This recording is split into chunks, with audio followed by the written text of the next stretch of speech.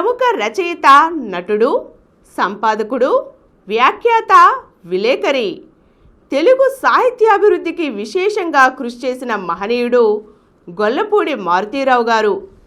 Telugu cinema రంగంలో మాటల రచయితగా, నటుడిగా ఈయన సుపరిచితులు. సినిమాల్లోకి రాకముందు నాటకాలు, కథలు, నవలలు రాశారు. రేడియో ప్రయోక్తగా విజయవాడ రేడియో స్టేషన్లోనూ పనిచేశారు.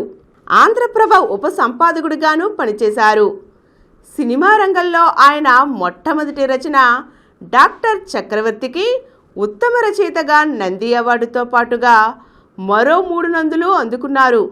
తెలుగు సాహిత్యంపై ఆయన వ్రాసిన పరిశోధనాత్మక రచనలు, నాటకాలు ఆంధ్రప్రదేశ్లోని విశ్వవిద్యాలయాల్లో పాఠ్యాంశాలుగా ఉపయోగపడుతున్నాయి. ఒక మధ్యతరగతి కుటుంబంలో జన్మించిన ఆయన సాహిత్యం పట్ల అభిరుచితో తన రచనా ప్రస్థానాన్ని తుది శ్వాస వరకు కొనసాగించారు. మారుతీరావు రాసిన తొలి కథ ఆశాజీవి. ఆయన రచన అనంతం ఉత్తమ రేడియో నాటకంగా అవార్డును తెచ్చిపెట్టింది.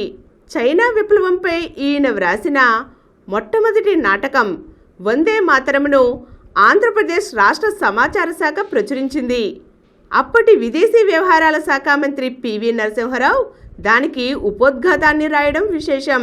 ఆయన తన చిన్న కొడుకు శ్రీనివాసరావు పేరిట గొల్లపూడి శ్రీనివాస్ జాతీయ అవార్డును నెలకొల్పి ప్రతి ఏటా ఉత్తమ నూతన సినిమా దర్శకునికి 1.5 లక్షల నగదు బహుమతిని, ప్రముఖ చిత్రకారుడు, దర్శకుడు బాపు రూపొందించిన బంగారపు జ్ఞాపికను ప్రదానం చేస్తున్నారు.